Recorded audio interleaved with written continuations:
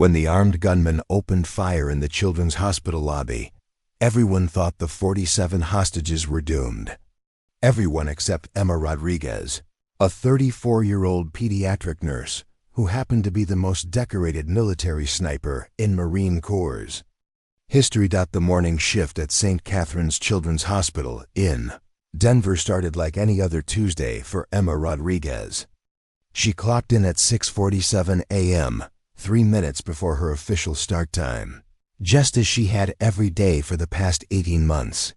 Her navy blue scrubs were perfectly pressed, her shoulder-length black hair pulled back in a practical ponytail, and her hospital ID badge hung from a retractable cord clipped to her pocket. To anyone watching, she was the picture of a dedicated but unremarkable hospital employee. Emma walked through the pediatric wing's sterile corridors with quiet efficiency, her soft-soled shoes making barely a whisper against the polished linoleum floor.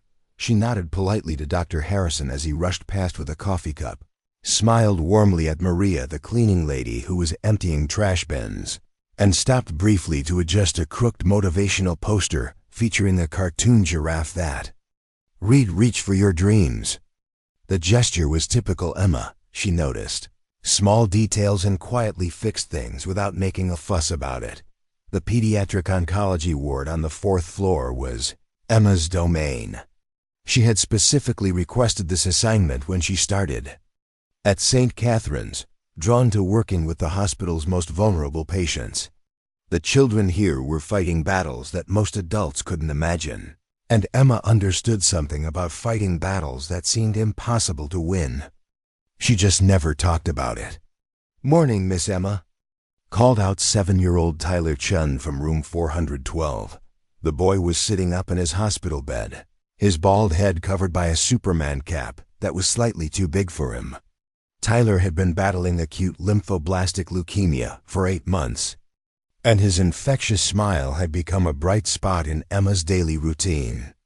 "Good morning, Superman," Emma replied, stepping into his room with the medication cart. "How are we feeling today?" "Better. My mom brought me a new comic book last night. Want to see?" Tyler held up a well-worn copy of Captain America, his thin fingers gripping the edges carefully. Emma genuinely smiled as she checked Tyler's IV line and prepared his morning medications. "Captain America, huh? That's a good choice. He's pretty tough." "Yeah, he fights the bad guys and protects people. Mom says that's what heroes do. They protect people who can't protect themselves." Tyler's innocent observation hit Emma in a way the boy couldn't have understood. "Your mom is very smart," Emma said softly, administering Tyler's medication with practiced precision. "Heroes come in all shapes and sizes, you know. Sometimes the biggest heroes are the quietest ones." As Emma continued her rounds, she moved with an efficiency that her colleagues attributed to her naturally organized personality. What they didn't know was that her movements were guided by training that had been drilled into her in some of the most dangerous places on Earth. She automatically noted sight lines through doorways, identified potential cover positions behind equipment carts, and maintained situational awareness that most civilians never developed. These weren't conscious thoughts. They were simply how Emma Rodriguez moved through the world now. Hey everyone! Thanks for watching. If you enjoyed this video, don't forget to hit that subscribe button and ring the notification bell so you never miss our latest content. Your support means the world to us. In room 418, she found 8-year-old Sofia Martinez struggling with her breakfast. The girl had been admitted 3 days earlier for complications related to her cystic fibrosis, and eating had become increasingly difficult. "Not hungry this morning?" Emma asked gently, pulling up a chair beside Sofia's bed. "The eggs taste funny," Sofia whispered, pushing the plastic tray away. Emma examined the breakfast tray critically. Hospital food was notoriously bland, but she had learned that sometimes the smallest gestures could make the biggest difference in a child's recovery. "You know what? I think I have something that might help." Emma reached into her scrub pocket and pulled out a small packet of hot sauce, the kind served at fast food restaurants. "My secret weapon," she said conspiratorially. "Just a tiny bit might make those eggs taste better." Sophia's eyes lit up with curiosity. "Is that allowed?" "Well," Emma said, glancing around dramatically as if checking for rule enforcement spies, "I think we can make an exception for medical purposes. After all, if it helps you eat, it's helping you get stronger." As Sophia carefully applied a few drops of hot sauce to her eggs and took a tentative bite, Emma felt the familiar satisfaction that came from solving problems through unconventional means. It was a feeling she remembered from another life when creative problem-solving often meant the difference between mission success and catastrophic failure. The rest of Emma's morning routine continued with the same quiet competence. She administered medications to 6-year-old Marcus Williams, who was recovering from a complex heart surgery. She changed dressings for 10-year-old Rebecca Park, whose burns from a house fire were slowly healing. She coordinated with physical therapists, consulted with doctors, and maintained detailed notes on each patient's progress. Dr. Jennifer Walsh, the head of pediatric oncology, found Emma updating patient charts at the nurses' station around 10:30 a.m. Dr. Walsh was a brilliant physician in her early 40s, who had developed a deep respect for Emma's clinical skills over the past year and a half. "Emma, I wanted to thank you again for how you handled the Morrison family yesterday," Dr. Walsh said, settling into the chair beside her. "When their daughter had that reaction to the chemotherapy, you kept everyone calm while we got things under control." "Just doing my job," Emma replied without looking up from the chart she was reviewing. "No, it was more than that. You have this ability to stay completely composed under pressure. I've seen experienced nurses panic in situations where you just handle things. Where did you learn that kind of crisis management?" Emma paused her writing for just a moment, so briefly that Dr. Walsh almost missed it. "I guess I've just seen enough emergencies to know that panicking doesn't help anyone." It was a truthful answer, though it barely scratched the surface of what Emma had actually seen. Dr. Walsh sensed there was more to the story, but she also recognized that Emma Rodriguez was intensely private about her background. In 18 months of working together, Emma had never mentioned family, rarely discussed her life outside the hospital, and deflected personal questions with polite but firm redirection. What Dr. Walsh didn't know was that Emma Rodriguez had spent 7 years as a Marine Corps scout sniper, with deployments to Afghanistan, Iraq, and several classified locations that didn't officially exist on any military records. She had 43 confirmed kills, including several high-value targets whose elimination had prevented terrorist attacks that would have killed hundreds of civilians.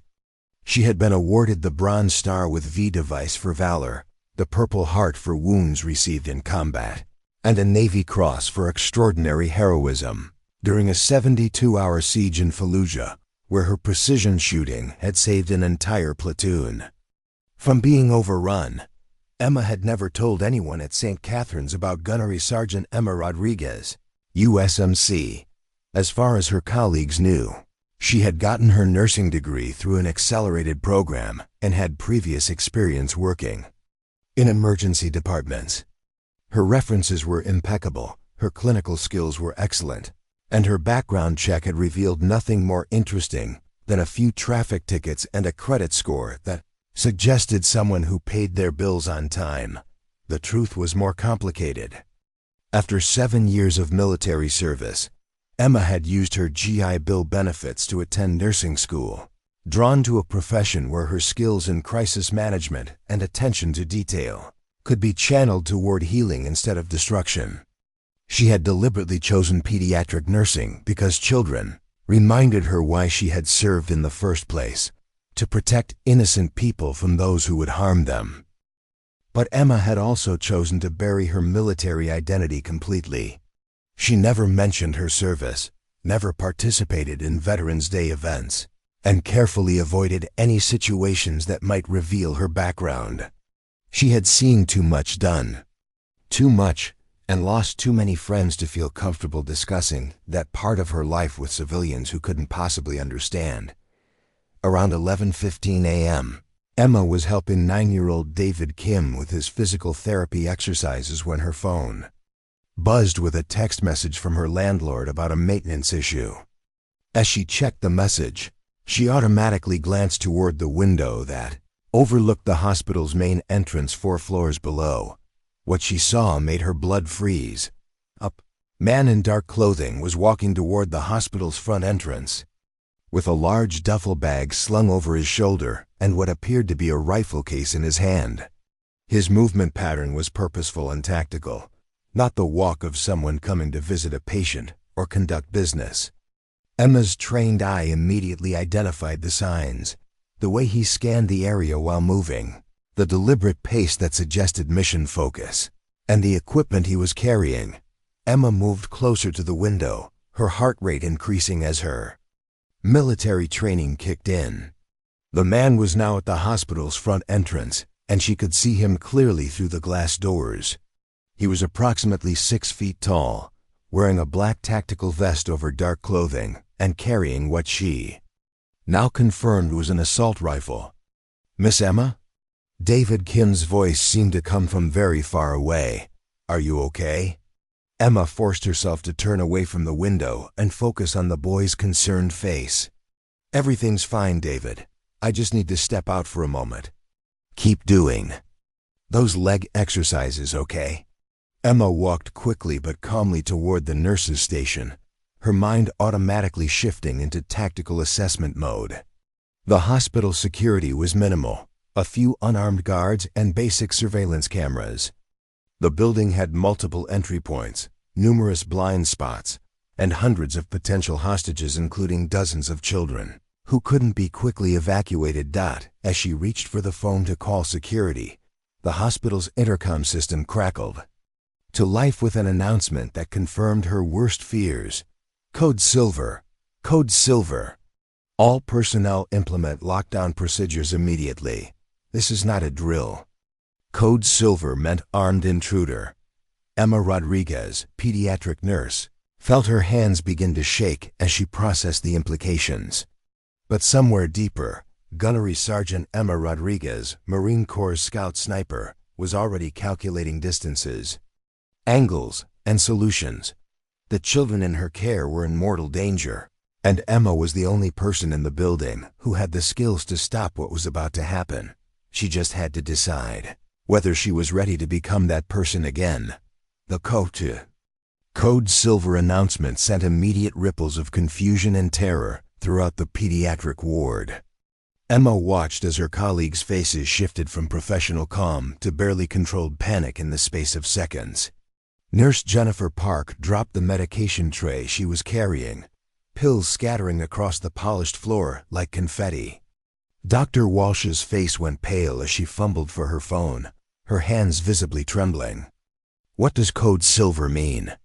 asked Tyler Chen from his doorway, his Superman cap askew as he peeked out of his room despite the lockdown protocols. "It means we need to stay in our rooms and be very quiet," Emma said gently, guiding Tyler back inside while her mind raced through tactical assessments, like a game of hide and seek. But this wasn't a game. Through the hallway windows, Emma could see people running across the hospital parking lot, some screaming into their phones, others simply running without direction. The local news van that had been covering a charity fundraiser in the hospital lobby was now broadcasting live footage of what appeared to be chaos erupting at the main entrance. Emma's phone buzzed with an emergency alert. "Active shooter at St. Catherine's Hospital. Avoid area. Police responding." Dr. Walsh approached Emma with wild eyes. "Emma, what do we do?" "The lockdown procedures say to secure the doors and wait for police. But what if he comes up here? These children can't run. They can't hide properly." Emma looked down the hallway at the pediatric oncology ward that had become her second home. Room after room contained children who were already fighting for their lives against cancer, cystic fibrosis, heart defects, and dozens of other conditions that had brought them to this place of healing. Now they faced a different kind of threat, one that Emma understood with crystalline clarity. "How many children are on this floor right now?" Emma asked, her voice steady despite the chaos erupting around them. 47 patients, plus about 20 family members who stayed overnight, Dr. Walsh replied, checking her tablet with shaking fingers. "Emma, some of these kids are on ventilators, others have IVs that can't be disconnected quickly. We can't evacuate them in time." Emma moved to the window overlooking the main entrance and observed the scene below with professional detachment. Police cars were arriving, their red and blue lights painting the hospital's white facade in alternating colors. Officers were taking positions behind their vehicles, but Emma could see they were maintaining a perimeter rather than entering the building immediately. Standard protocol for active shooter situations was containment first, then tactical assessment, then entry, a process that could take 30 to 40 minutes. The children on the 4th floor didn't have 30 minutes. Emma's earpiece crackled. With an announcement from hospital security, "All units, we have confirmed one armed subject in the main lobby. Subject is armed with what appears to be an assault rifle and is holding approximately 15 people in the lobby area. He has made demands to speak with hospital administration and threatened to harm hostages if police attempt entry." 15 hostages in the lobby, 47 children on the 4th floor, and an unknown number of patients and staff throughout the rest of the hospital. Emma's tactical mind automatically calculated the math. One shooter, multiple floors, hundreds of potential victims. "Miss Emma?" Sofia Martinez had emerged from her room despite the lockdown instructions, her small face creased with worry. "My mommy was supposed to visit me this morning. Is she okay?" Emma knelt down to Sofia's eye level, noting that several other children had also come out of their rooms. The lockdown procedures hadn't anticipated the reality of trying to keep frightened children isolated in hospital rooms when they were already scared and confused by their medical conditions. "Sofia, I need you to be very brave right now," Emma said softly. "There's a bad man in the hospital, but the police are here to help. Can you help me keep the other kids calm? Like being a helper hero?" Sofia asked, unconsciously echoing Tyler's earlier conversation about heroes, exactly like that. Emma stood and surveyed the hallway again. Nurse Park was trying to calm a group of parents who had been visiting their children when the lockdown began. Dr. Walsh was on the phone with hospital administration, her voice rising with frustration as she argued about evacuation procedures. The other staff members were following protocol, but Emma could see the fear in their eyes. Her phone rang. The caller ID showed Denver PD emergency line. "This is Emma Rodriguez." "Ms. Rodriguez, this is Lieutenant Tyler Chen with Denver PD. We understand you're on the 4th floor pediatric ward. Can you confirm your location and the number of people with you?" 4th floor, pediatric oncology. 47 patients, approximately 20 family members, and 8 staff members, Emma replied, automatically providing the tactical assessment the police would need. "Ma'am, we need you to maintain the lockdown. Keep everyone in secure rooms with doors locked. We're working on tactical entry, but it's going to take time to clear the building safely." Emma looked at Tyler Chen, who was now sitting in his wheelchair in the hallway because his room felt too scary. She saw Sofia Martinez holding hands with another little girl, whose 4 poles stood beside them like a medical sentry. She watched Marcus Williams' mother clutching her son protectively while tears streamed down her face. "Lieutenant, how long?" Emma asked. "Ma'am? How long until tactical entry?" "We're looking at 20 to 30 minutes minimum. We need to assess the threat level and coordinate with SWAT. 20 to 30 minutes. Emma had been in enough tactical situations to know that timelines like that were optimistic estimates. In reality, it could be an hour or more before police felt confident enough to enter the building, and by then the situation could have deteriorated catastrophically. "Lieutenant, What do you know about the shooter's capabilities and intentions? There was a pause on the line. Ma'am, I can't share operational details, but I can tell you that early reports suggest he's heavily armed and has made threats about moving through the building if his demands aren't met. Emma's blood chilled. A mobile shooter in a hospital environment was a nightmare scenario. The building's layout provided multiple routes between floors, limited defensive positions, and hundreds of potential victims who couldn't quickly evacuate. What are his demands? Emma asked. I really can't share that information, ma'am.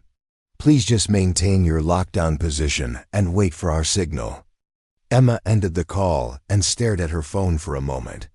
Lieutenant Tyler Chen sounded competent and professional, but she was operating according to police protocols, designed for typical buildings with typical occupants. St. Catherine's Children's Hospital was neither typical nor easily secured. Dr. Walsh approached Emma again, her earlier panic now replaced by the focused determination that made her an excellent physician. Emma, I've been thinking about this logically. The elevator system has been automatically shut down, which means if someone wanted to reach this floor, they'd have to use the stairwells. There are 3 stairwells accessing the 4th floor, Emma replied automatically, then paused as she realized she shouldn't know that information off the top of her head. Dr. Walsh looked at her curiously. How do you know that? I noticed during my orientation, Emma said quickly. Fire safety information. It was a partial truth. Emma did know the building's layout, but not from fire safety briefings. She had unconsciously mapped the hospital's tactical features during her first week of work, something she did instinctively in any new environment. Exit routes, cover positions, sight lines, and defensive advantages were information her military-trained mind cataloged automatically. Right, Dr. Walsh said, though she was looking at Emma with growing puzzlement. Well, if there are 3 ways to reach this floor, how do we monitor them all? Emma was already thinking through the tactical problem. The 4th floor pediatric ward was essentially a dead end with limited escape routes and numerous non-combatants who couldn't be quickly moved. If the shooter decided to move through the hospital systematically, the children would be trapped with nowhere to run. But there was another option, one that Emma's colleagues couldn't possibly consider because they didn't know who she really was. Emma Rodriguez, pediatric nurse, could continue following lockdown protocols and hope that police response would be fast enough to save the children in her care. Gunnery Sergeant Emma Rodriguez, Marine Corps Scout Sniper, could take proactive action to neutralize the threat before it reached the 4th floor. The decision should have been easy. Emma had spent 18 months building a new life, a peaceful life, far from the violence and moral complexity of her military service. She had specifically chosen healing over harm, protection through medicine rather than protection through force. But as she looked at Tyler Chen's frightened face and heard Sophia Martinez asking when her mommy would be allowed to visit, Emma realized that some choices weren't really choices at all. Emma's hands moved with practiced efficiency as she began securing the pediatric ward, but her actions carried a precision that went far beyond standard hospital lockdown procedures. While Dr. Walsh coordinated with other staff members over the phone, Emma quietly assessed each room's defensive capabilities and began positioning the children in ways that would provide maximum protection from potential threats. Tyler, I need you to move your wheelchair away from the window, Emma said gently, guiding the boy toward the interior wall of his room. We're going to play a special game where everyone stays away from the glass. Is this because of the bad man? Tyler asked, his young voice carrying a wisdom that children in hospitals often develop too early. Yes, but remember what you told me about Captain America? Sometimes the best heroes are the ones who stay calm and help protect others. Emma helped Tyler position his wheelchair behind his bed, creating a barrier between him and the rooms. Window, can you be my Captain America helper and make sure the other kids know to stay away from windows too? Tyler nodded solemnly, and Emma watched him wheel himself toward the hallway with a determination that reminded her of young Marines preparing for their first deployment. As Emma continued her methodical room-by-room assessment, Dr. Walsh noticed something unusual about her colleague's behavior. Emma wasn't just implementing lockdown procedures. She was moving through the ward with a tactical awareness that seemed almost military in nature. "Emma," Dr. Walsh called softly as she watched Emma carefully adjust a medical cart to block sight lines through a doorway. "Where exactly did you work before coming to St. Catherine's?" Emma paused for just a moment, her hands stilling on the cart's handles. "Emergency departments mostly. You learn to be prepared for anything in that environment." "Which hospitals?" "General Memorial in Phoenix, University Medical in Tucson." The answers came easily because they were true. Emma had done clinical rotations at both facilities during nursing school. What she didn't mention was that her comfort with crisis management came from 7 years of military deployments, where split-second decisions meant the difference between life and death. Dr. Walsh nodded, but Emma could see the questions forming in her colleague's mind. Emma Rodriguez was too calm, too methodical, too prepared for a situation that had caught everyone else completely off guard. The intercom crackled again with an update from hospital security. "All personnel. The subject has moved from the lobby area. Last known location was the second floor west wing. Continue lockdown procedures until further notice." Emma felt her pulse quicken. The shooter was mobile, which meant he was either searching for specific targets or systematically working his way through the hospital. Either scenario was bad news for the children on the 4th floor. 9-year-old Rebecca Park emerged from her room, her arm still bandaged from the skin grafts she'd received after the house fire. "Miss Emma, I heard my dad talking on his phone. He said the bad man has a big gun." Emma knelt down to Rebecca's level, noting automatically that the girl was positioned in a blind spot that would be invisible from the stairwell entrance. "Rebecca, your dad is worried about you, which is normal. But I want you to remember something important. There are lots of good people here to keep you safe. Like the police and the doctors and the nurses. And sometimes," Emma said carefully, "people have special skills that they don't talk about very much, but they use them to help when it's really important." Rebecca tilted her head curiously. "What kind of special skills?" Emma glanced around the hallway, noting that several other children had gathered within earshot. Tyler was there in his wheelchair, Sophia was holding hands with Marcus Williams, and David Kim was leaning against his four-pole. They all looked to Emma with the complete trust that children placed in the adults who cared for them. "Well," Emma said slowly, "some people know how to fix cars even though they work in offices. Some people know how to cook amazing food even though they're accountants.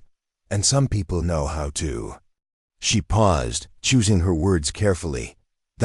"Protect others in dangerous situations, even though they work as nurses." Dr. Walsh, who had been listening from the nurse's station, looked up sharply. There was something in Emma's tone that suggested she wasn't speaking hypothetically. "Emma," Dr. Walsh said, walking over to join the group, "is there something you're not telling us?" Before Emma could answer, her phone rang again. The caller ID showed Denver PD emergency line, and Emma answered immediately. "Rodriguez here."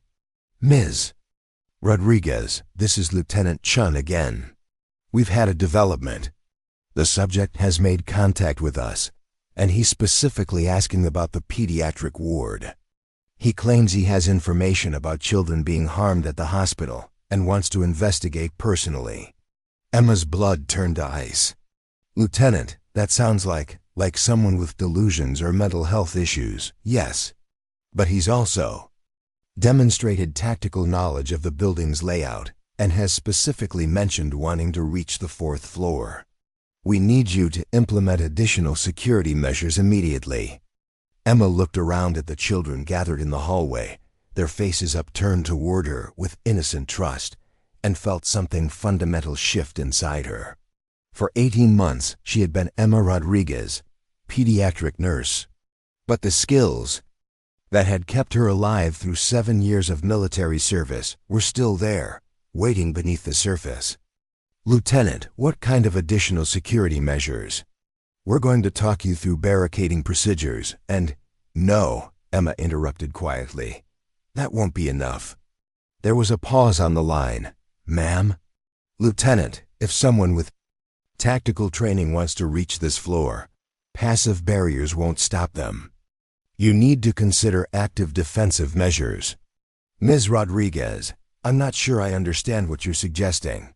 Emma looked at Dr. Walsh, who was staring at her with growing realization. She looked at Tyler in his wheelchair, at Sophia holding Marcus's hand, at Rebecca with her bandaged arms, and at all the other children who depended on her for their care. "Lieutenant, I need to ask you a direct question. How long until you can guarantee tactical entry and neutralization of the threat?" "Ma'am, that's not information I can, because if it's more than 15 minutes, these children are going to die." The stark honesty of Emma's assessment sent a chill through everyone within earshot. Dr. Walsh stepped closer, her voice dropping to a whisper. "Emma, what aren't you telling us?" Emma ended the call and looked at her colleague, a brilliant physician who had dedicated her life to healing children, who trusted Emma to help care for the most vulnerable patients in the hospital, who deserved to know the truth about who she really was. "Dr. Walsh, I need you to listen carefully. My name is Emma Rodriguez, and I am a pediatric nurse. But before that, I was Gunnery Sergeant Emma Rodriguez, United States Marine Corps. I served 7 years as a scout sniper with multiple combat deployments." The words hung in the air like a confession. Dr. Walsh's eyes widened as she processed. "The implications, you're military, was military. Now I'm a nurse. But the skills don't just disappear." Tyler Chen wheeled his chair closer, his Superman cap slightly askew. "Miss Emma, does that mean you know how to fight bad guys?" Emma looked down at the boy who had become one of her favorite patients, whose smile brightened her worst days, who was fighting cancer with more courage than most adults could summon. "Yes, Tyler, I know how to fight bad guys. Will you protect us?" Emma felt the weight of 47 children's lives settling on her shoulders. She thought about the oath she had taken as a Marine, to protect and defend. She thought about the oath she had taken as a nurse, to do no harm. And she realized that sometimes those oaths pointed in the same direction. "I will protect you," Emma said quietly. "All of you." Dr. Walsh was staring at Emma with a mixture of shock and dawning hope. "Emma, if you have military training, if you know how to handle situations like this—" "I know how to handle situations exactly like this," Emma confirmed. "But I need you to understand something. If I do what needs to be done, I won't be the same person you've worked with for the past 18 months. Some things can't be undone." Dr. Walsh looked around at the children in the hallway, then back at Emma. "These children have already been through so much. They don't deserve to face this terror too." Emma nodded slowly. The decision was made, had been made the moment she saw the armed man approaching the hospital entrance. Everything else had just been delay and denial. "Dr. Walsh, I need you to gather all the children in the central area of the ward, away from windows and doorways. Keep them calm and quiet. Can you do that?" "Yes, what are you going to do?" Emma was already moving toward the supply closet where she knew the hospital kept maintenance tools. Her mind was shifting into a tactical framework she hadn't accessed. In 18 months, calculating distances, angles, and equipment needs. "I'm going to make sure that man never reaches the 4th floor." Dr. Walsh stared at Emma with a mixture of disbelief and growing concern as the implications of her colleagues' revelation sank in. "Emma, you're talking about—" "What exactly are you talking about?" "I'm talking about neutralizing the threat before it reaches vulnerable children," Emma replied, her voice taking on a tone that Dr. Walsh had never heard before, calm, measured. and carrying an authority that seemed to come from somewhere far beyond the pediatric ward. "But you're a nurse," Dr. Walsh protested, following Emma toward the supply closet. "You took an oath to do no harm." Emma paused with her hand on the closet door handle. "I took that oath as a nurse, but I also took an oath as a Marine to protect the innocent. Sometimes those oaths conflict, and you have to choose which one matters more in the moment." Around them, the other staff members were beginning to notice that something significant was happening. Nurse Jennifer Park approached cautiously, her earlier panic replaced by confused curiosity about why Emma Rodriguez, the quiet nurse who never raised her voice or drew attention to herself, was suddenly taking charge of the situation. "Emma, what's going on?" Nurse Park asked. "Dr. Walsh looks like she's seen a ghost, and you're acting different," Dr. Walsh finished. "Jennifer, did you know that Emma has military experience?" Nurse Park's eyebrows shot up. "Military?" "Emma's never mentioned anything about the military. Have you, Emma?" Emma opened the supply closet and began examining its contents with professional efficiency. Her eyes cataloged items that could be repurposed: maintenance tools, cleaning supplies, medical equipment that could serve tactical purposes. "I don't generally discuss my background because it's not relevant to my job here. It seems pretty relevant right now," Dr. Walsh observed. From down the hallway came the sound of Tyler Chen's voice. "Miss Emma said she knows how to fight bad guys. She's going to protect us like Captain America." The innocent announcement carried clearly through the ward, and suddenly every staff member within earshot was looking at Emma with new attention. Word spread quickly in the confined space of the pediatric floor, and within minutes, Emma found herself the center of a cluster of confused and increasingly hopeful colleagues. "Is it true?" asked Dr. Martinez, the attending physician who had been trying to calm panicked parents. "Do you have some kind of security training?" Emma pulled a heavy-duty flashlight from the supply closet, testing its weight and balance. To her colleagues, she was checking if it worked. In reality, she was evaluating its potential as an improvised weapon. "I have training that's relevant to the current situation." "What kind of training?" Pressed Nurse Park.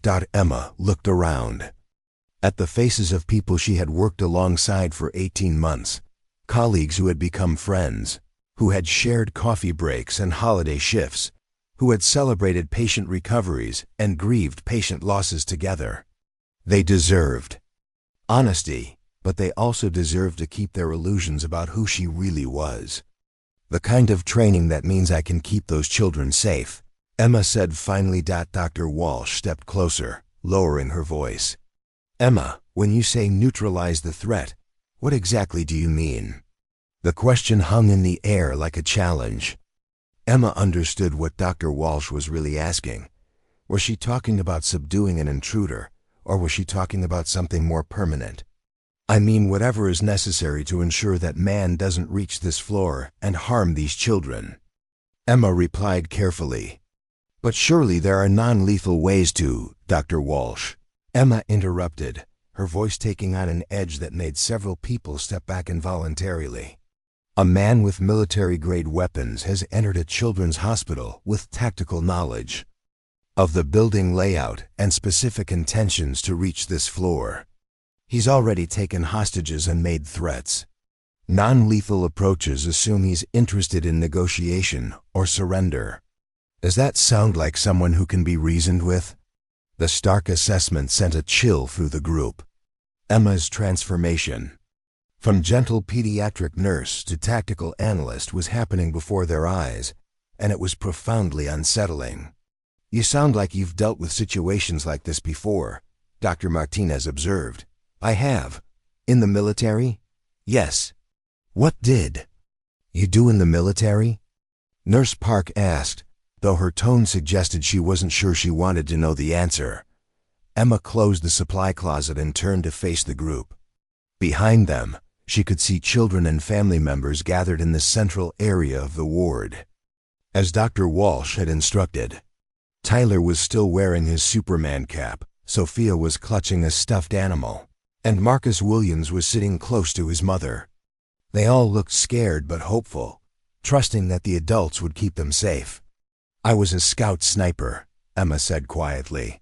The words landed like a physical blow. Nurse Park actually took a step backward, and Dr. Martinez's face went pale. "Doctor."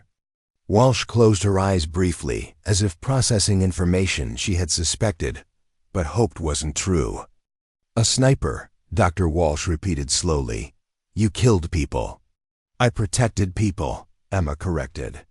Sometimes that required killing other people, but the mission was always protection. "How many?" Nurse Park asked, then immediately looked like she regretted the question. Emma considered deflecting, but decided these people deserved the truth if they were going to trust her with their lives and the lives of their patients. 43 confirmed. The number hung in the air like an accusation.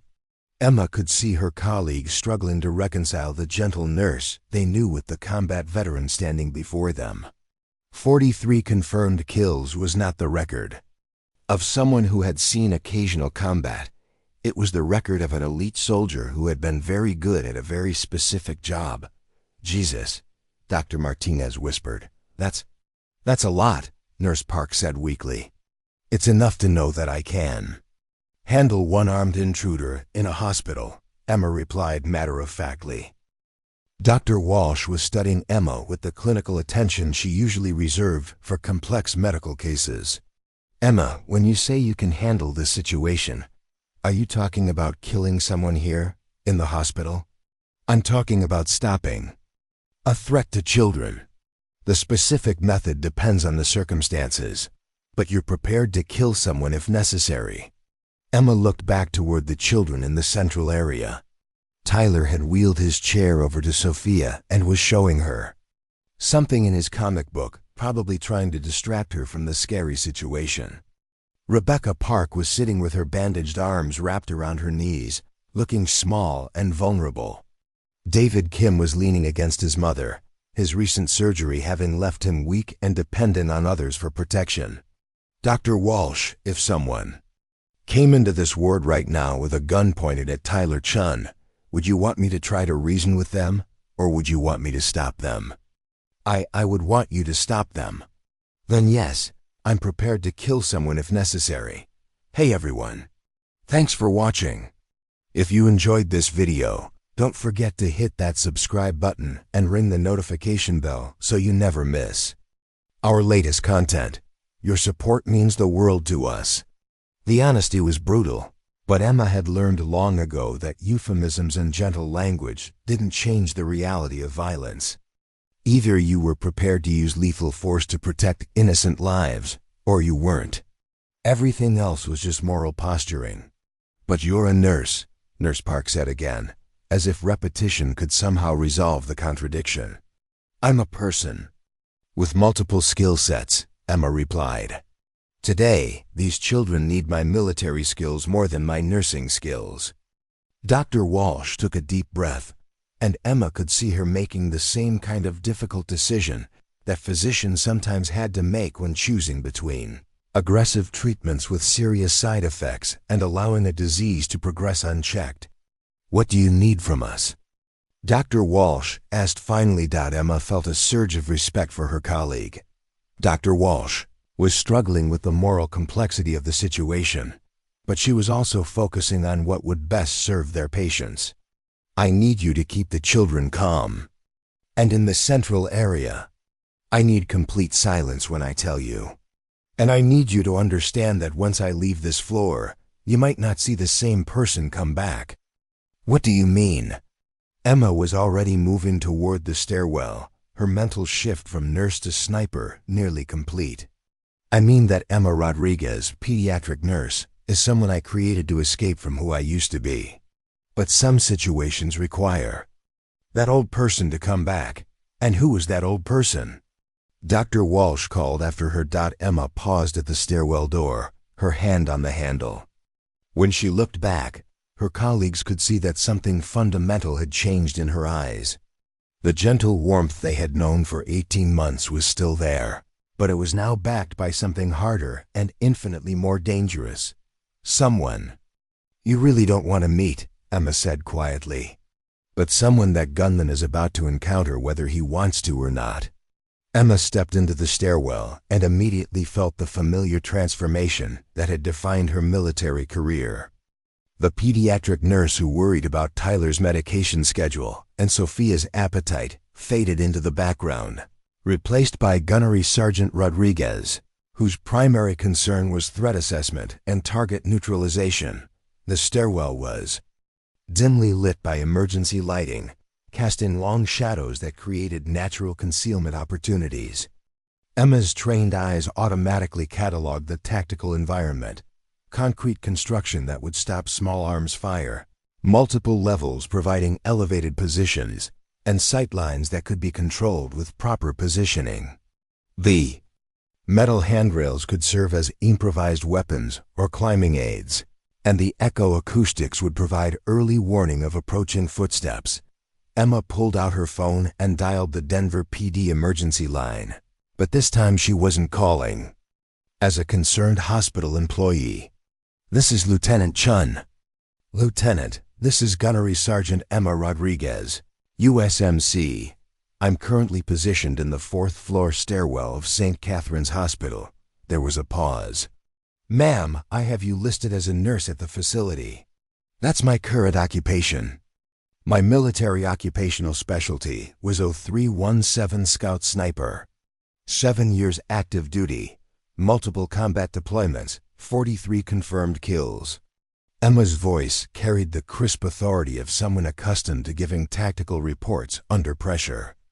"Gunnery Sergeant, are you telling me we have a Marine sniper inside the hospital?" "Affirmative. And I'm telling you that your timeline for tactical entry is too slow. The subject is mobile and has expressed specific interest in reaching the pediatric ward. I have 47 children under my protection, and I'm not waiting for backup that might arrive too late." Lieutenant Chen's voice became urgent. "Gunnery Sergeant, I need you to maintain your position and wait for our tactical team. Do not attempt to engage the subject. Lieutenant, with all due respect, your tactical team is responding to a standard active shooter scenario. I'm dealing with someone who has demonstrated knowledge of this building's layout and specific intentions regarding the pediatric floor. That suggests either inside information or advanced reconnaissance." Emma began moving down the stairwell with the silent precision that had made her one of the Corps' most effective snipers. Each footstep was placed carefully to minimize noise, her body positioned to maintain cover while advancing toward her objective. "Ma'am, please confirm your current location and intentions." "I'm moving to intercept the subject before he can reach the 4th floor. My intention is to neutralize the threat using whatever means necessary." "Gunnery Sergeant Rodriguez, I cannot authorize civilian engagement of an armed suspect." Emma paused on the 3rd floor landing, listening for any sounds that might indicate the shooter's position. The hospital's air conditioning system created a constant low hum that would mask small sounds but wouldn't hide footsteps or voices. "Lieutenant, I'm not asking for authorization. I'm informing you of my intentions so your people don't mistake me for a hostile when they eventually arrive. Ma'am, please reconsider. Even with your military training, this is an extremely dangerous situation." Emma smiled grimly as she continued her descent. "Lieutenant, I've been in extremely dangerous situations for most of my adult life. The difference is that this time, I'm protecting children instead of military objectives." She ended the call and switched her phone to silent mode. From this point forward, communication would only compromise her position and effectiveness. The 2nd floor landing, Emma heard voices echoing from the hallway beyond the stairwell door. She pressed her ear to the door, using skills honed in countless reconnaissance missions to gather intelligence about what lay beyond. On single quotes Take care, what the doctors say, I know children are being hurt in this place. The voice was male, agitated, carrying the particular combination of conviction and instability that Emma had learned to recognize as extremely dangerous. "Sir, please, we can discuss this in a calm manner.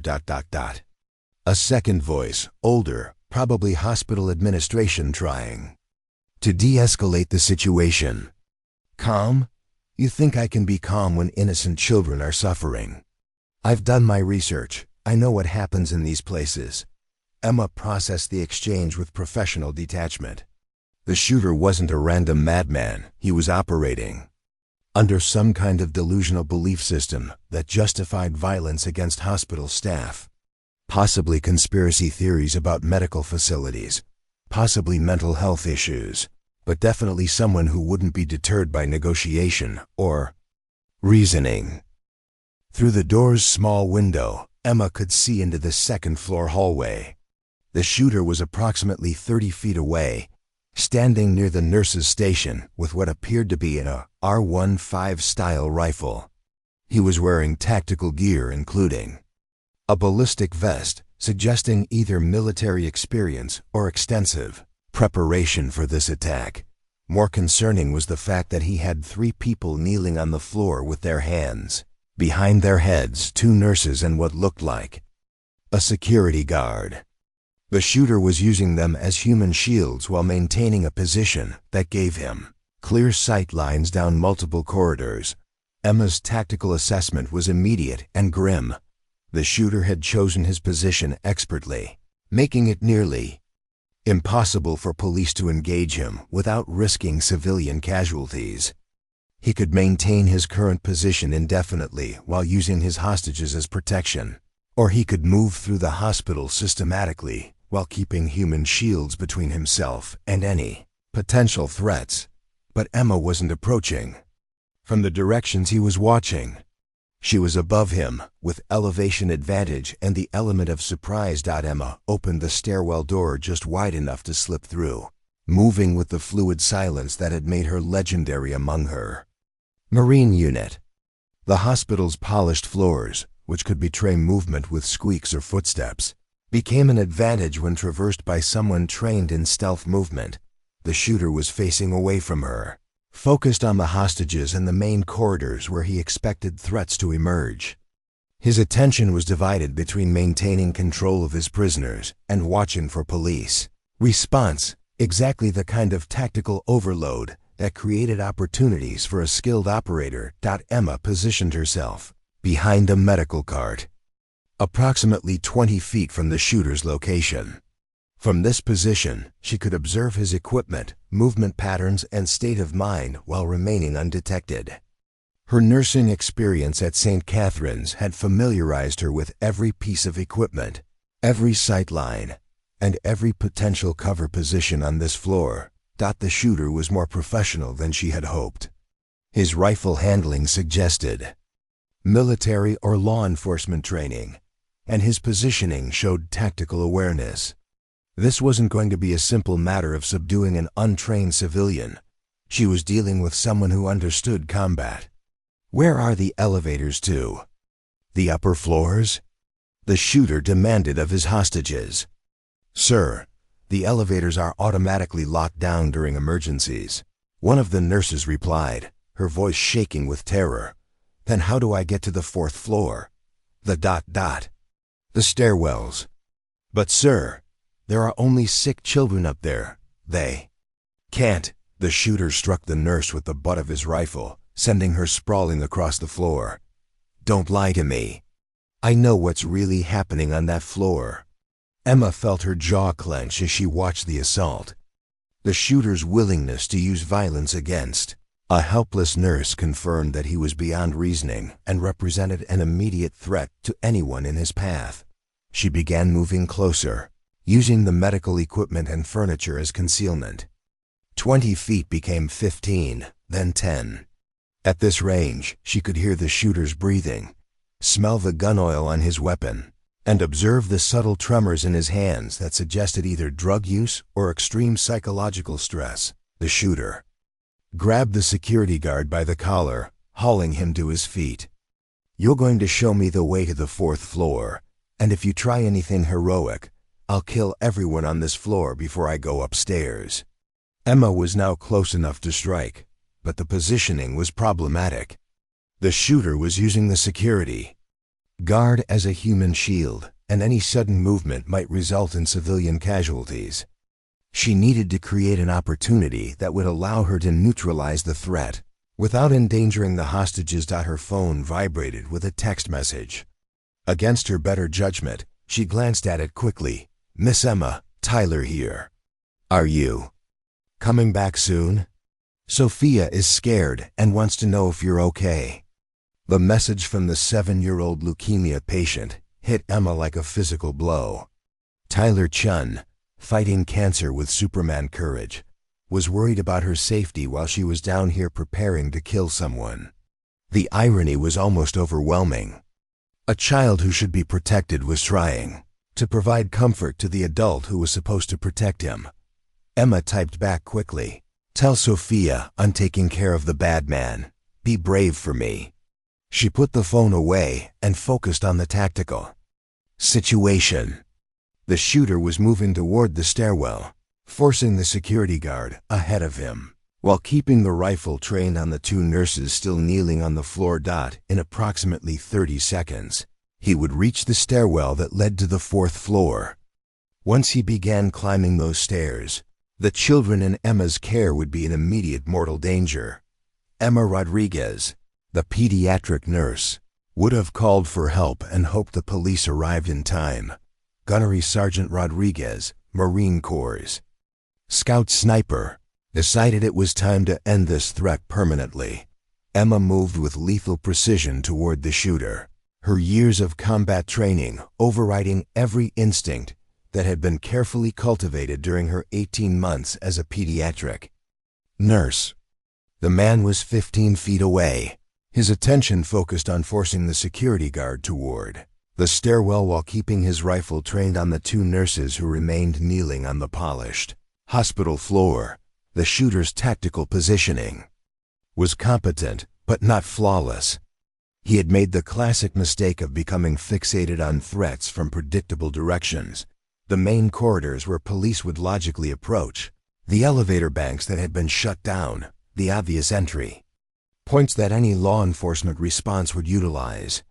What he hadn't anticipated was a threat emerging from within the hospital itself, from someone who had intimate knowledge of the building's layout and unlimited access to improvised weapons. Emma selected a heavy-duty medical monitor from a nearby cart, its solid construction and substantial weight making it an ideal improvised weapon.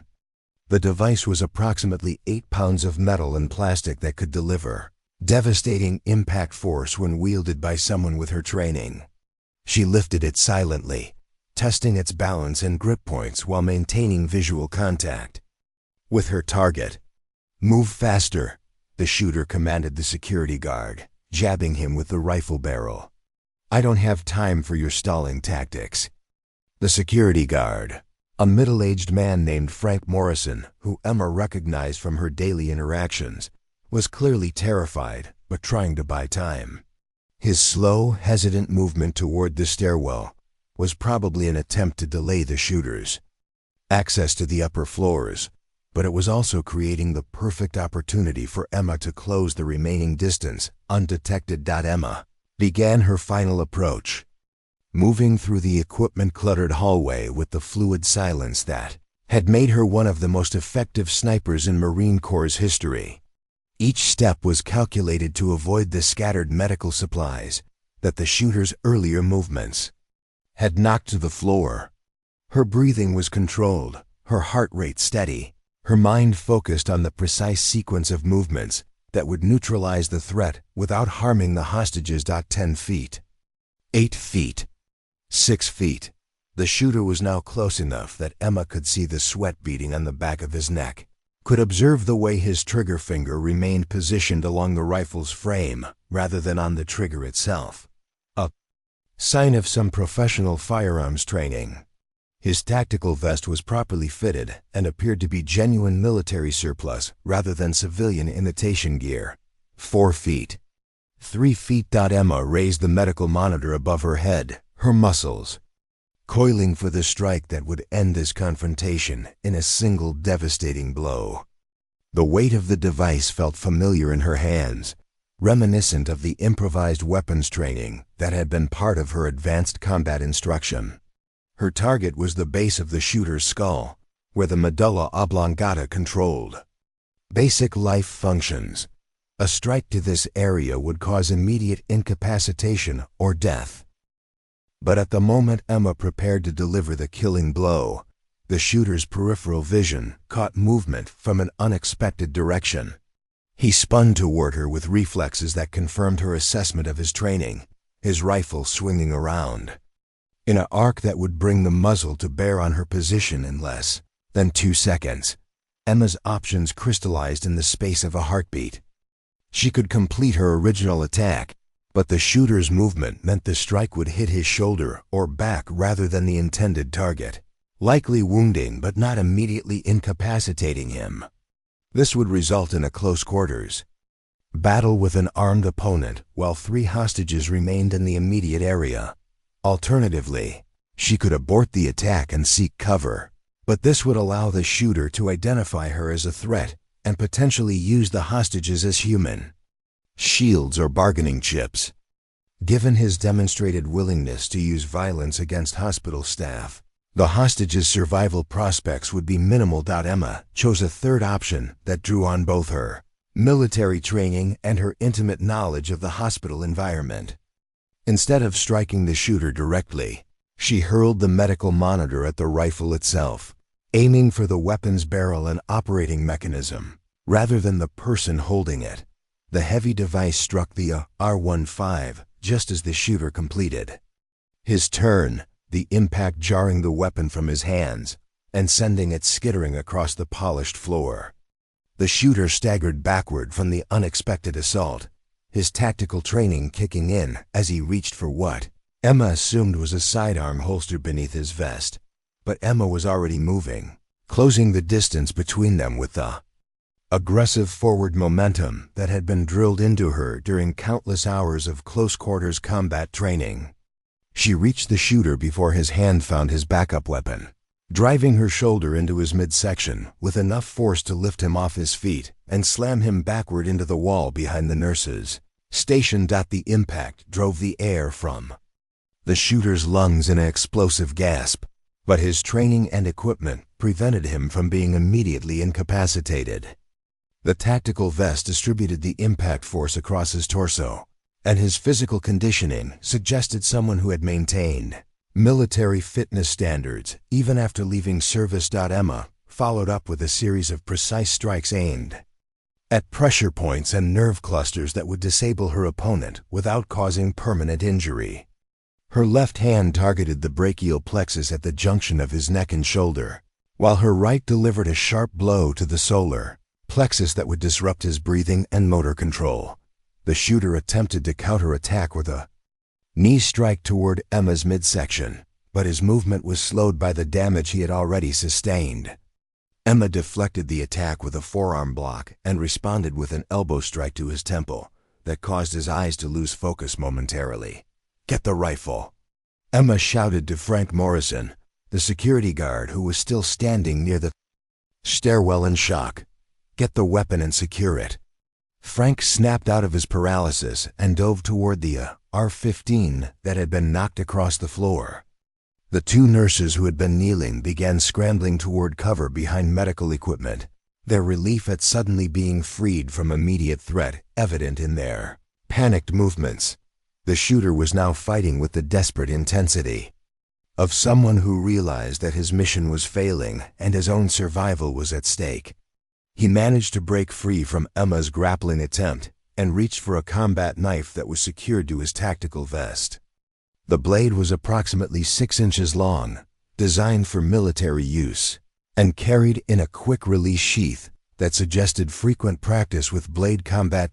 Emma found herself facing an opponent who was wounded but still dangerous, armed with a lethal weapon and positioned in a confined space where her movement options were limited. The knife changed the tactical equation significantly. While she could probably overpower an unarmed opponent, Blade combat required different techniques and carried much higher risks of serious injury. The shooter lunged forward with the knife extended, his attack pattern suggesting formal training in military knife fighting techniques.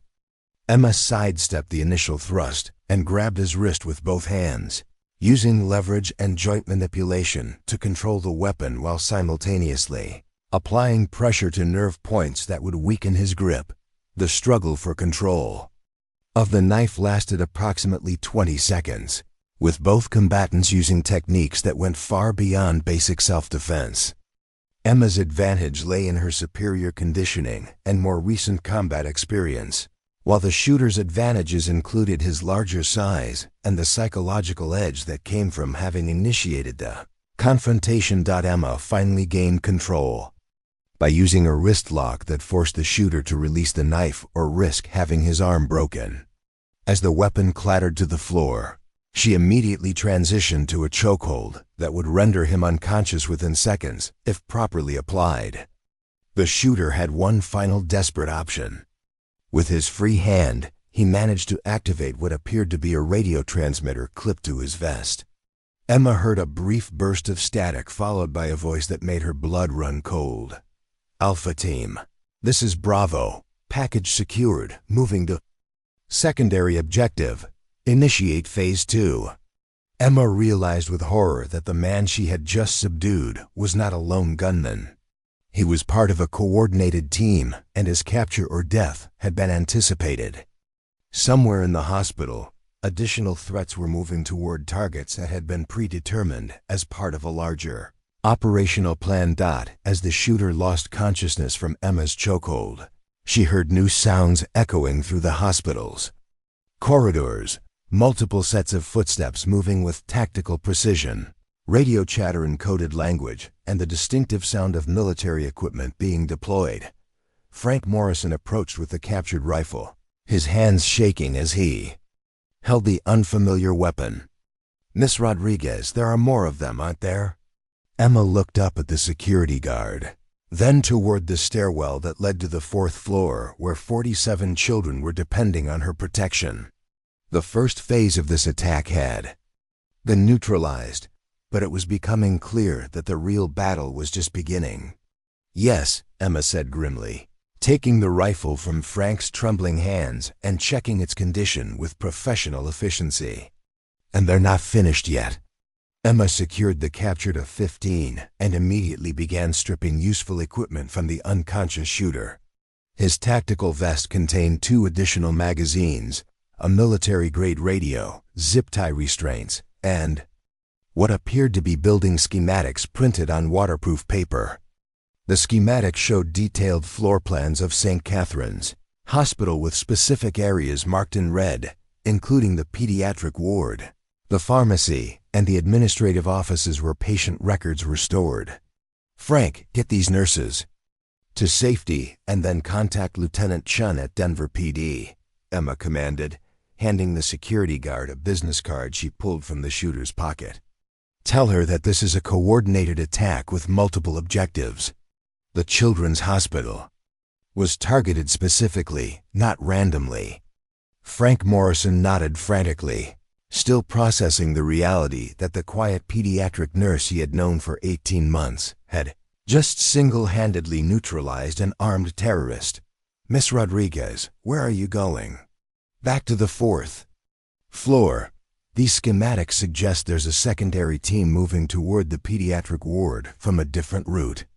Emma was already heading toward the stairwell, her movements now carrying the fluid efficiency of a combat veteran rather than a hospital employee.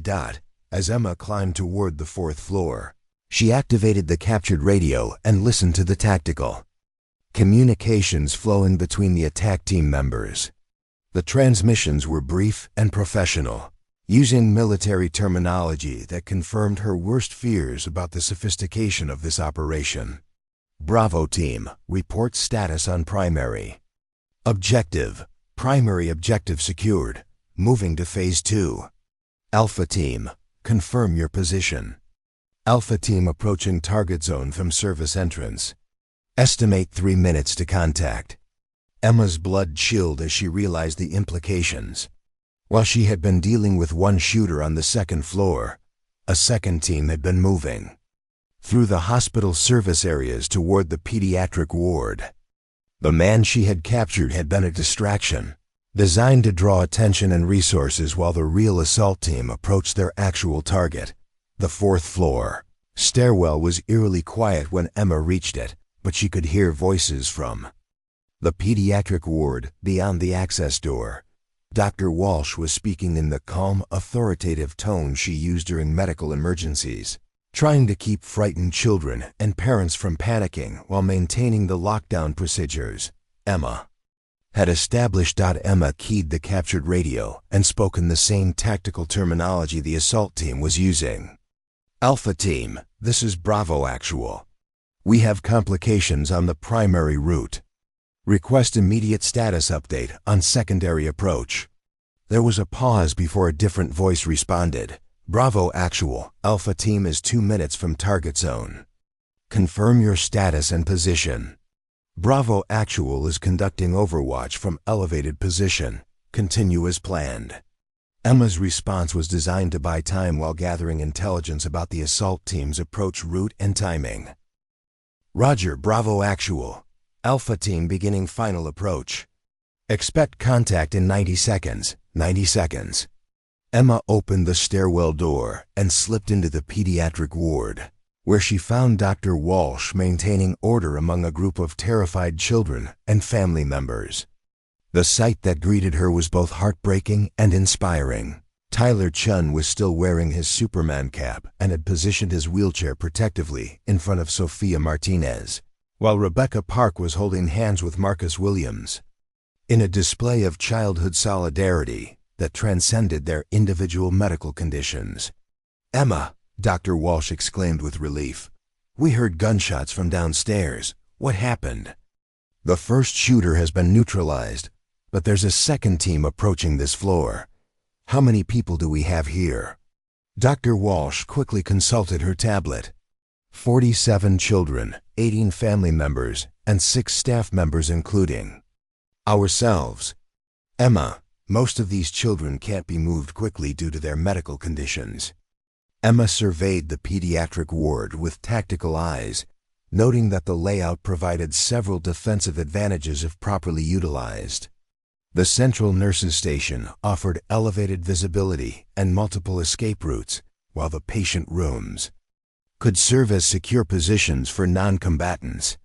The medical equipment throughout the area could provide both cover and improvised weapons if necessary. Dr. Walsh, I need you to move everyone into the rooms on the interior side of the building, away from the windows and main corridors. Lock the doors and keep everyone as quiet as possible. What about you? Emma was already moving toward the main corridor that provided access to the pediatric ward from the elevators and stairwells. I'm going to make sure that assault team doesn't reach this area. Emma, you can't face multiple armed men by yourself. Emma paused at the corridor entrance, checking the AR-15's magazine and confirming that she had 30 rounds available plus the 2 spare magazines she had taken from the first shooter. It wasn't an ideal weapons load for facing multiple opponents, but it was sufficient for someone with her training and experience. Dr. Walsh, I've faced worse odds than this in places a lot more dangerous than Denver. Just keep those children safe and let me do what I was trained to do. Emma positioned herself at the intersection of 2 main corridors, using a medical cart as partial cover while maintaining clear sight lines toward all possible approach routes. The hospital's layout worked in her favor. The pediatric ward was accessed through a series of choke points that would force any assault team to expose themselves while advancing. Through the captured radio, she could hear the Alpha team's progress. Approaching service elevator shaft. Visual confirmation of target floor markings. Beginning ascent.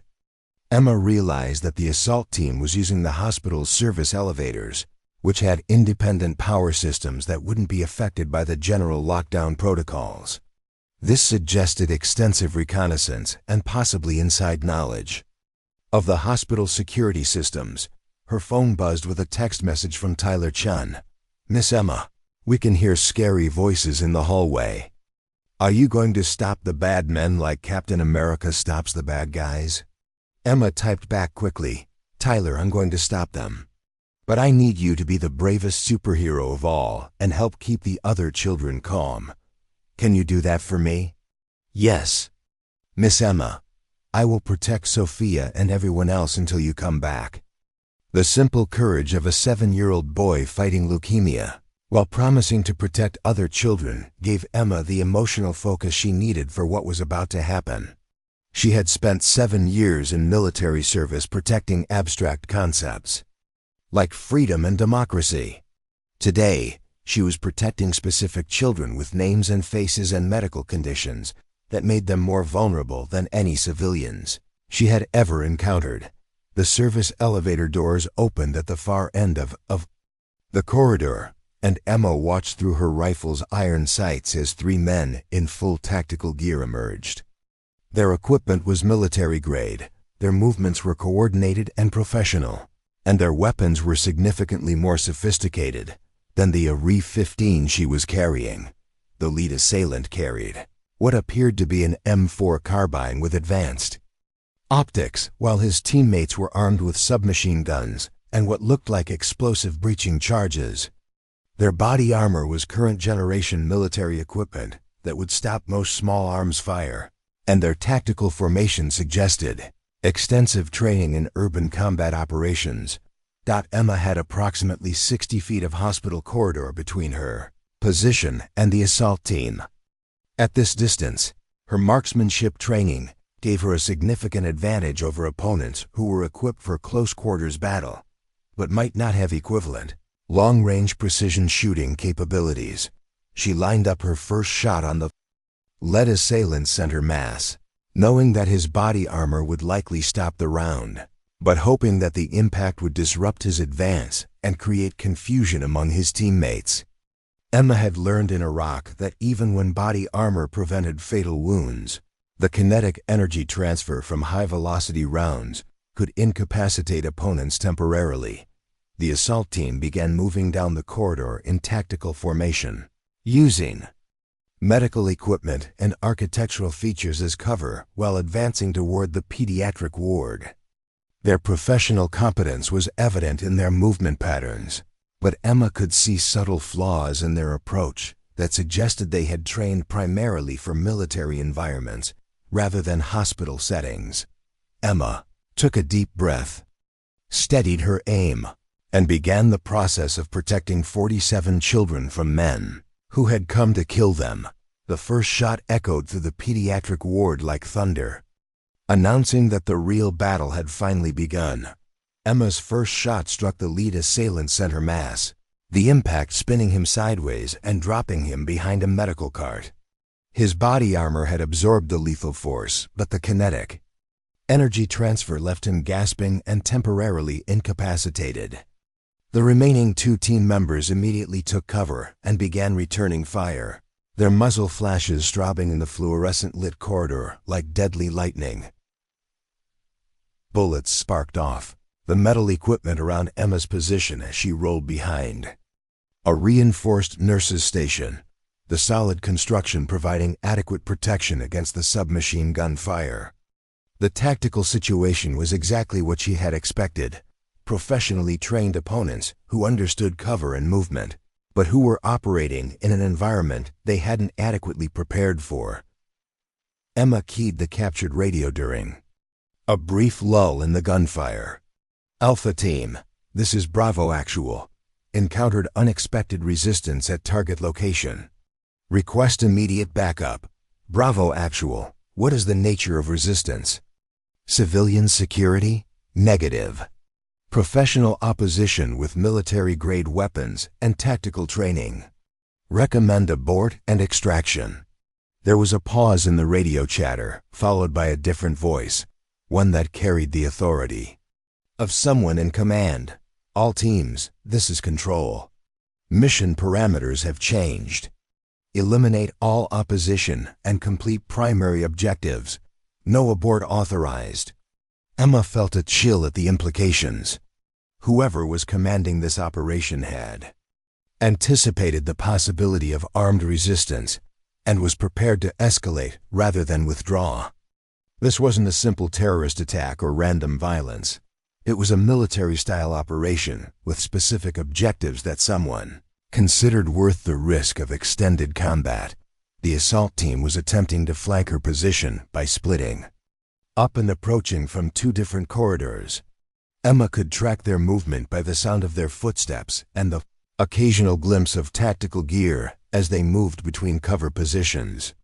Their strategy was sound: divide her attention and force her to defend multiple angles simultaneously. But Emma had advantages they couldn't have anticipated.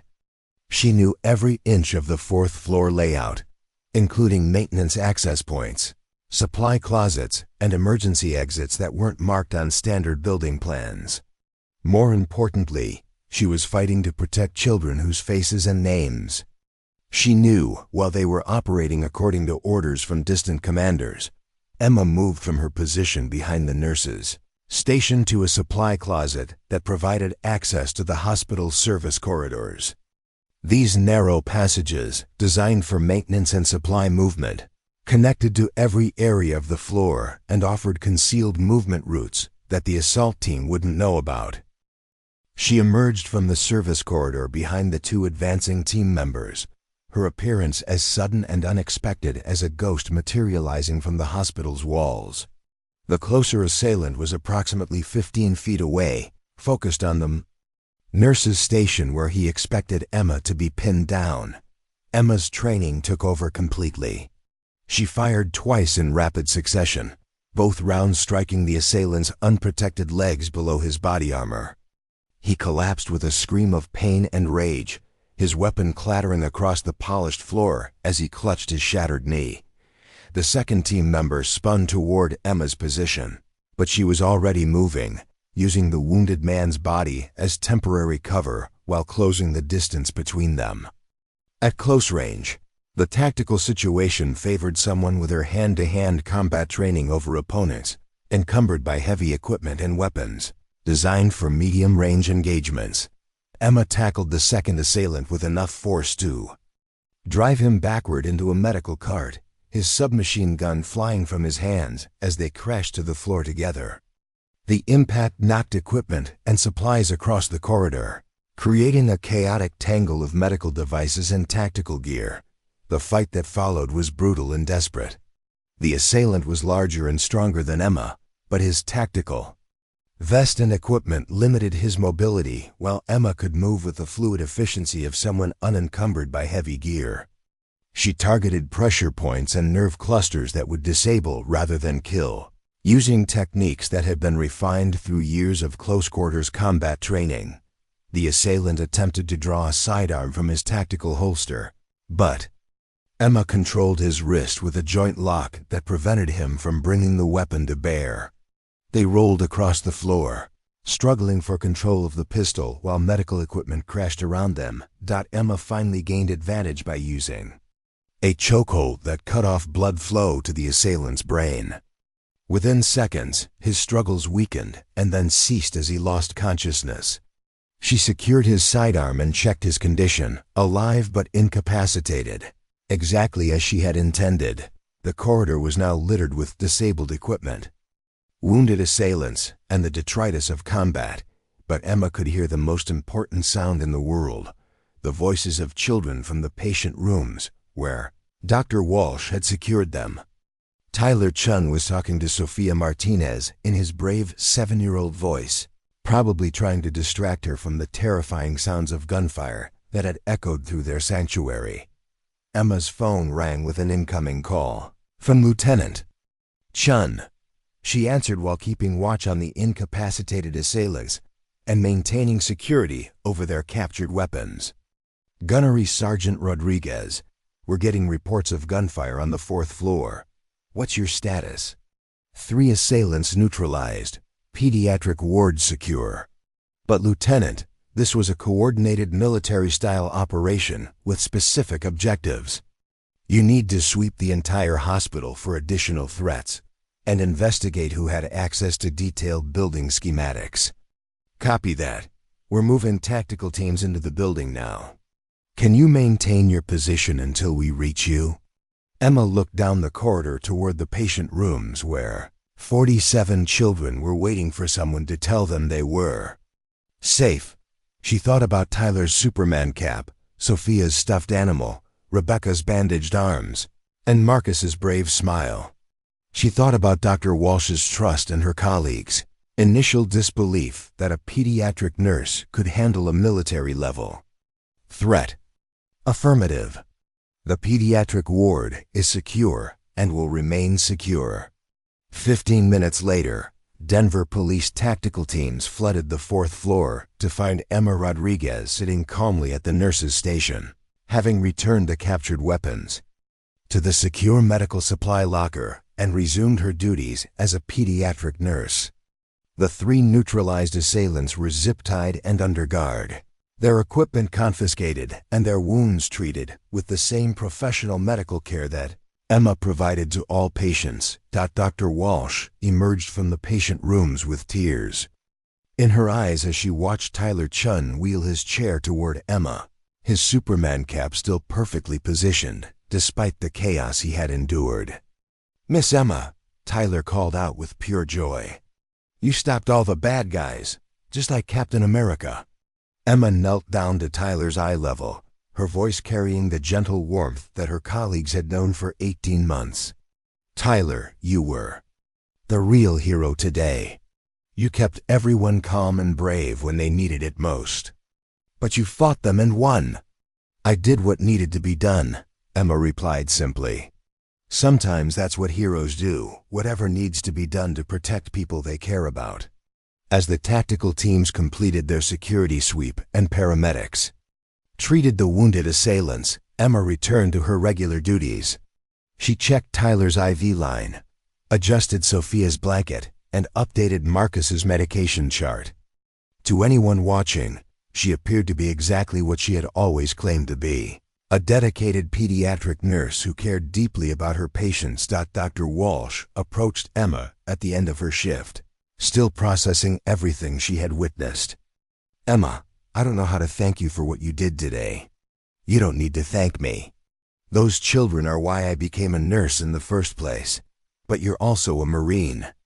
Emma smiled as she gathered her personal belongings from her locker, the same routine she had followed for 18 months. "I was a Marine. Today I'm a nurse who used to be a Marine. Tomorrow I'll be a nurse again, checking on Tyler's chemotherapy schedule and making sure Sophia eats her breakfast." As Emma walked through the hospital lobby toward the parking garage, she passed news crews interviewing hospital administrators about the terrorist attack that was thwarted by heroic hospital staff. The reporters didn't know her name, didn't know her story, and didn't know that the hero they were looking for was walking past them in navy blue scrubs with a stethoscope around her neck. Emma Rodriguez had started the day as a quiet pediatric nurse who happened to be a decorated military veteran. She was ending it as the same person, someone whose most important job was caring for children, who just happened to have the skills necessary to protect them when protection was needed. The next morning, Tyler Chen would wake up to find Emma checking his medication schedule, just like always. Sophia Martinez would complain about her breakfast tasting funny, and Emma would quietly provide hot sauce to make it better. Rebecca Park would need her bandages changed, and Marcus Williams would require physical therapy assistance. And Emma Rodriguez would provide all of these services with the same gentle competence she had always shown, secure in the knowledge that sometimes the most important battles are fought by people nobody suspects are warriors. 3 weeks after the incident at St. Catherine's Hospital, Emma Rodriguez was back to her regular routine, but the pediatric ward had been transformed in ways both visible and subtle. Enhanced security measures included armed guards at all entrances, bulletproof glass in the nurses' stations, and emergency lockdown systems that could isolate individual floors within seconds. What hadn't changed was Emma's gentle approach to patient care, and her colleagues' growing understanding of who she really was. Dr. Walsh found Emma in Tyler Chen's room on a Tuesday morning, helping the 7-year-old with his physical therapy exercises. Tyler's latest scans had shown remarkable improvement in his response to chemotherapy, and his infectious smile had returned to its full brightness. The Superman cap remained his constant companion, though now it carried additional significance that only Tyler fully understood. "Miss Emma," Tyler said as he carefully moved his arms through the prescribed range of motion, "my mom said the bad men are never coming back because you stopped them forever." "That's right, Tyler. Those particular men won't be bothering anyone ever again." Emma's response was matter-of-fact, carrying none of the weight that adults might have attached to such a statement. "And you did it because you're a secret superhero?" Emma smiled as she guided Tyler through the next exercise. "I did it because protecting children is the most important job anyone can have, and sometimes adults have to use skills they learned in other places to do that job properly." Dr. Walsh listened to this exchange with the same fascination she had developed over the past 3 weeks. The federal investigation had revealed the full scope of the attack, a coordinated assault by a domestic terrorist organization that had targeted children's hospitals in 3 cities as part of a delusional campaign against what they believed was a government conspiracy involving medical facilities. The other 2 attacks had been prevented by law enforcement, but only St. Catherine's had faced an actual assault that reached the hospital interior. The investigation had also revealed Emma's complete military record, including details that she had never shared with anyone at the hospital. Bronze Star with V device for extraordinary heroism. Purple Heart for wounds received in combat. Navy Cross for actions that had saved an entire Marine unit from being overrun in Fallujah. 43 confirmed kills over 7 years of deployment to some of the world's most dangerous locations. But perhaps most remarkably, the investigation had shown that Emma Rodriguez, despite her legendary status within Marine Corps sniper communities, had never spoken publicly about her service and had specifically requested that her military decorations not be mentioned in any media coverage of the hospital incident. "Tyler," Dr. Walsh said, joining the conversation, "Miss Emma is very humble about what she did. Most people would want everyone to know how brave and skilled they are." Tyler considered this with the serious expression he used when processing important information. "My dad says that real heroes don't need to tell people they're heroes, because their actions show it." Emma felt a familiar warmth at Tyler's innocent wisdom. "Your dad is very smart. The best heroes are usually the ones who do important things quietly, without wanting credit or attention." Sofia Martinez appeared in the doorway, her cystic fibrosis symptoms much improved after 3 weeks of intensive treatment. "Miss Emma, can you help me with my breathing exercises? They're easier when you show me how to do them." As Emma moved between Tyler and Sofia, providing the same gentle, professional care she had always given, Dr. Walsh marveled at the seamless way she had returned to her nursing duties. There was no visible change in her demeanor, no indication that she was processing the psychological impact of having killed 3 people in defense of her patients. If anything, Emma seemed more at peace than she had been before the incident, as if some fundamental tension had been resolved. The truth was more complex than Dr. Walsh could have understood. For Emma, the hospital attack had represented the first time since leaving military service that her 2 identities, the healer and the warrior, had aligned perfectly toward the same objective. She had spent 18 months learning to suppress the tactical awareness and combat instincts that had kept her alive through multiple deployments. But the crisis had shown her that those skills didn't have to be buried completely. They could be integrated into her civilian life as tools that enhanced rather than compromised her ability to protect and care for others. Rebecca Park joined the growing group in Tyler's room, her burn scars continuing their remarkable healing process. "Miss Emma, my physical therapist said my range of motion is getting much better.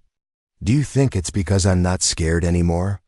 Emma paused in her work with Sophia to consider Rebecca's question. Fear can definitely affect how our bodies heal. When we feel safe and protected, our bodies can focus on getting better instead of worrying about danger. And we feel safe because you're here, Marcus Williams added from the doorway, where he was standing with the help of his walker following his successful heart surgery. Emma looked around at the 4 children who had become the center of her world: Tyler with his leukemia and Superman courage, Sophia fighting cystic fibrosis with stubborn determination, Rebecca healing from burns while maintaining her gentle spirit, and Marcus recovering from complex heart surgery with remarkable resilience. These children had taught her more about true heroism than 7 years of military service ever had. You feel safe because you're all incredibly brave, Emma replied. You fight your medical conditions every day with more courage than most adults show in their entire lives. That's the real heroism, not giving up when things are difficult. Dr. Walsh watched this interaction with growing understanding of what made Emma Rodriguez such an effective pediatric nurse. Her military background hadn't just given her the tactical skills to protect these children from external threats.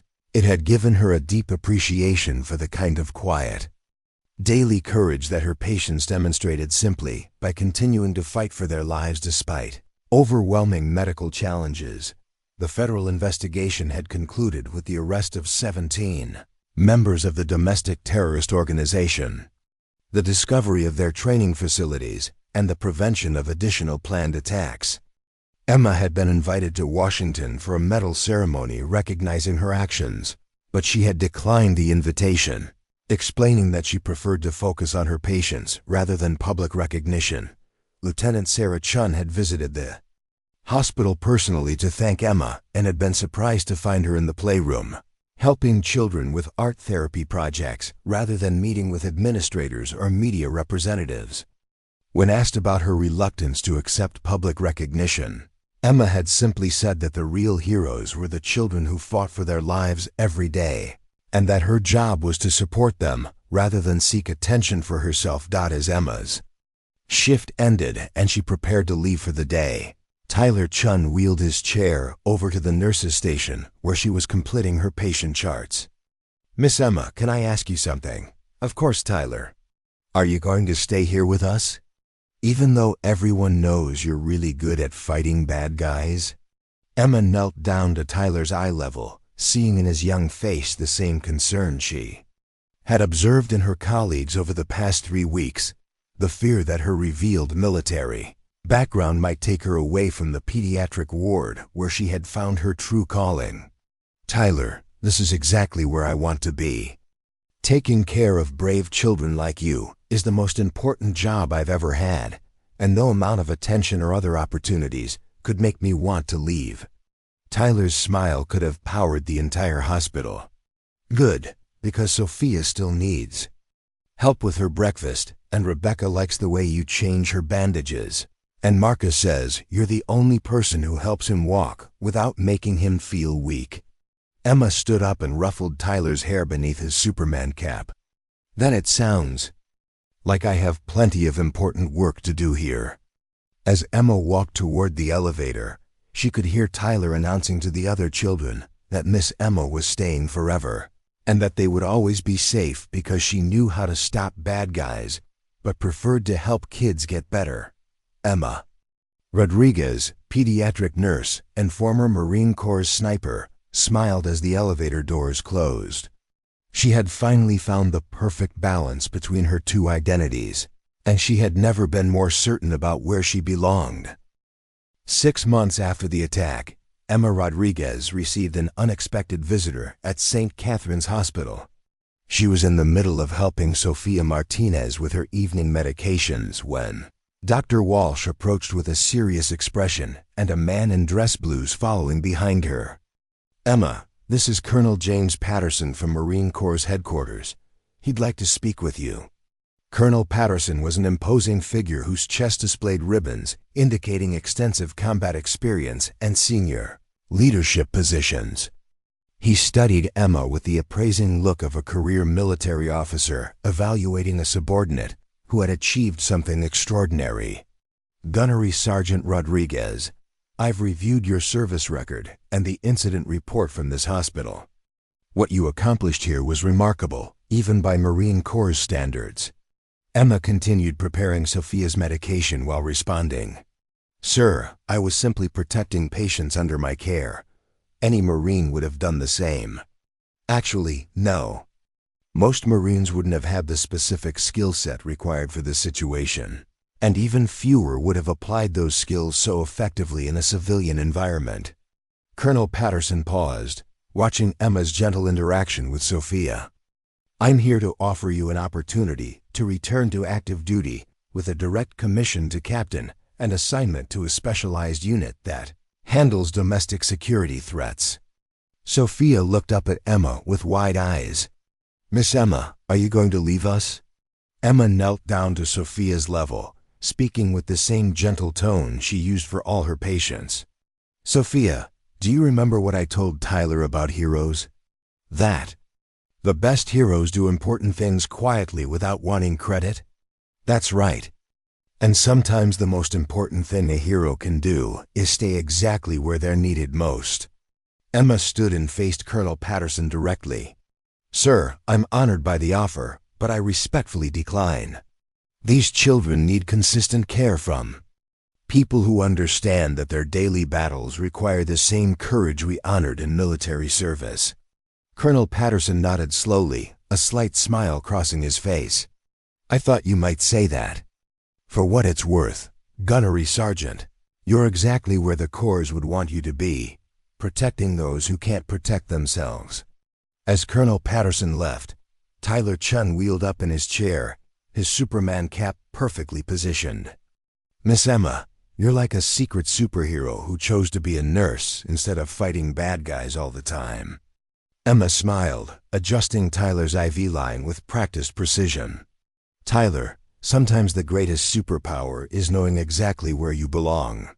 That evening, Emma updated her patient charts with the same meticulous care she had shown for 2 years.